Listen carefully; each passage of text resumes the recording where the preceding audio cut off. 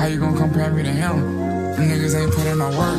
It's y'all that came from them an industry plan. Actually, I knew about him before any of y'all knew years ago, but I'm shut up. just We're not saying, talking y'all about think me. it is. Today I we are actually talking about don't, but Ian, who is a rapper being called a plant, which is funny because one scroll on his Spotify and you can see he has been dropping music consistently for years. However, since recently he was seen in the studio with Quavo, co-signed by Lil Yachty on Kai Cenat's live stream, dropped a Lyrical Lemonade music video, and even getting followed by Drake on Instagram, has people wondering why the seemingly normal white boy has the most motion out of anyone in the underground right now. I think he just got signed and he First just and foremost, he got motion the now. music. That's all it is too. I know it's crazy. Bruce put him on too. I ain't gonna lie. Music is typically the reason why any artist blows up. He is but white. some of you need to be reminded of you that. actually, Ian's music can be simplified to having the music, modern-day like SoundCloud sound while sporting classic 2000s trap beats. His flow, ad-libs, and vocal mix feels right in line with his peers who represent the modern SoundCloud Ryan, I expect scene. you not to know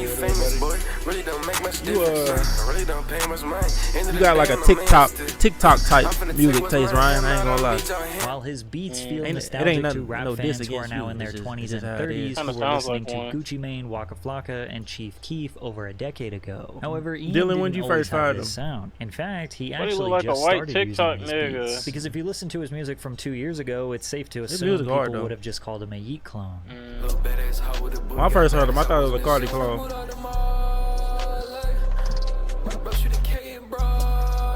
He don't rhyme. He just be Ian talking. started off as a producer, But the beat making hard, beats beat for hard various also. upcoming artists. Like Then around Rambo? 2022, he began experimenting with becoming a performer himself. He just And don't if be you listen, rhyming. he was clearly just trying to find his sound, taking inspiration from the guys who have been popping for the past couple of years. During this First time I heard him was on that experimental growth Bruce thing when stage, he Bruce was in gained a few UK. thousand followers on SoundCloud. But it wasn't until 4 months ago when he dropped the song Wimbledon And that what would you say everything your seemed music to click. taste is? Underground. Mumble, demonic.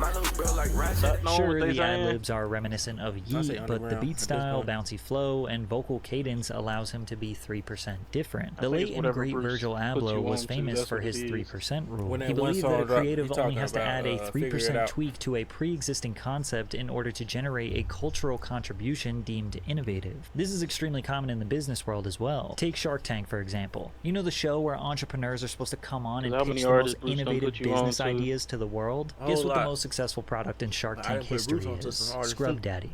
A fucking sponge shaped like a smiley face. How do you make a sponge 3% different? Turn it into a smiley face. $670 million in revenue. These days, artists are using the 3% rule to blow up their music. And I go into extreme detail about the 3% rule in my weekly music marketing newsletter. If you sign up today using the link in the description, I will teach you how to implement this strategy into your music so you can easily gain more streams and grow a strong fan base. And after you sign up, every single week, I will send you realistic music marketing strategies that will make you 10 steps ahead of the millions of artists you are competing with. Just type in tuned.marketing in your browser or just click the link in the description. And you also get a 25% discount if you sign up yearly instead of monthly. But I got some bad news. Ian is white. I'm just kidding. But it definitely is an important part of his brand. You see, the white rapper curse has existed forever. And it's basically that they're perceived as corny, lame, having no swag, or non-womanizing. I got you, my boy. You know, having all of the opposite characteristics. Let me show you something. My FL studio right here, my boy. I got you. So you making beats now? Characteristics of a traditional rapper, and people can't take them seriously because of that. Every white rapper has had to deal with this label. Eminem, Mac Miller, I thought Jason Post the Wayne was Malone, already Jack Harlow, rapping. MGK, Macklemore, G-Eazy, Lil Dicky. What's the are Asian just dude some that of the said biggest he like names. pussy? Now, for some artists like Mac They be Miller, rapping. it may have been a little you're unfair. Like, he was just a talking about. college I don't know kid his making name. some backpack raps. I get Maybe so some of much- his I bars might were switch that cheesy at the pussy, time, something but he like was that. I just thought that was Jason the representing the Wayne, but life that's he not Jason the actually Wayne. lived, and he eventually evolved into an amazing artist. G-Eazy, Jack Harlow, and MGK Ryan so don't really privileged. make their whiteness a make part it. of their Dang, brand. Dylan ain't got They no just face. exist, and if you think that they're corny, that's fine, but they never really wanted you to think that, nor did they try to kind of lean into that. And a lot of people genuinely did not know that Yeet was white, probably because he rarely showed his face. Now, I don't know this for sure, but I kind of feel like Yeet tried to hide his Mexican. face to avoid unfair judgment and be labeled a corny white rapper before he could get the chance for people to like his Happened to music. Baby Tron, But but he don't artists be like hearing nothing Lil from him Dicky no and more. Macklemore kind of deserve the corny label that's been applied to them. They made their brand about the irony that they're a white guy in a predominantly black industry. Macklemore's "Damn, that's a cold-ass honky" line in Thrift Shop comes to mind, which kind of feeds the assumption that a white guy can't dress or have swag and is low-key desiring the approval of non-white people. Lil Dicky's whole brand was about how he was a white Jewish guy who was going to take over the rap game, but he's insecure, not confident with women, frugal, nerdy, no swag, along with tying in comedy into his raps so you can never really tell how serious he truly is. And with all that being said, Ian is low-key doing the corny white rapper trope harder than any other white rapper I've seen do in a while, but it's working for him. I mean, firstly, his name.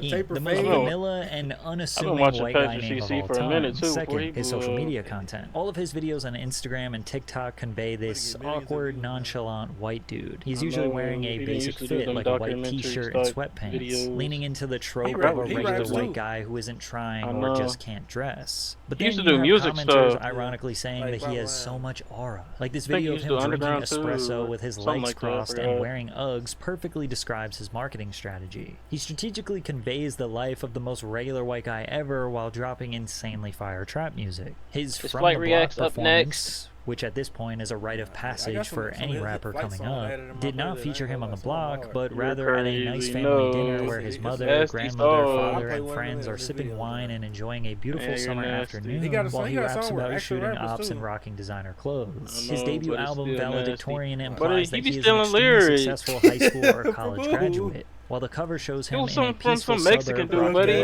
And when he was on screen, somebody said something about it. He acted like he didn't know what was going on. Which is also referencing a popular meme, so he's kind of leaning into like, I'm a corny white guy. And I mean, if Lil Dicky did this, or Mac Miller, or Yeet, Netspin, Max the Demon, Joey, Dom Corleo, people would just call them so corny and they would be laughed off the internet. So why is it working for Ian? Well, I'm not going to shout industry plant, because that is not what's happening. However, he was signed to one of the greatest A&Rs of this generation, Boo. Akon's brother Boo has a subdivision of Columbia Records called Boo Vision. Boo is most famous for being Kanye West's manager for a number of years. Boo was also the first to discover T-Pain in 2005. He then signed Jeremiah and helped launch his biggest hit, Birthday Sex. He also had a hand in developing Lady Gaga and Rihanna. Boo has every connection in the music industry that one might need. So yeah, no, didn't he do that song with Chris Brown? Genuinely wanted to work with you, or maybe the label paid thousands of dollars for the video. Maybe Drake genuinely discovered Ian on social media through him going viral and then decided to follow him. Or maybe Boo texted Drake and said,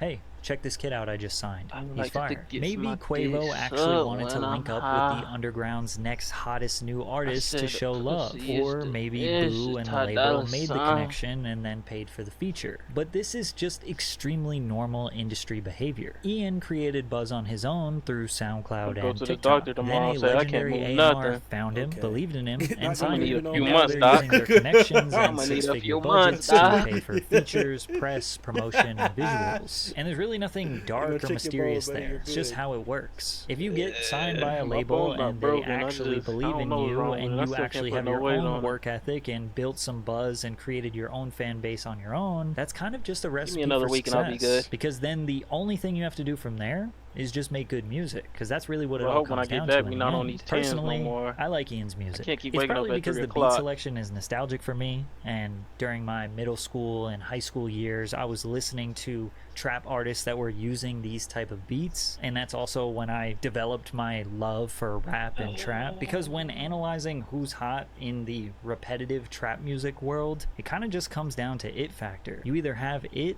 are they still building stuff at your work, buddy? You still not doing nothing? Still the same. Still the exact same. I'll be bored though, you're not doing nothing all day. Yeah. I mean, if you got Netflix, what else can you do? I guess. So you just be sitting in the break room all day? I do.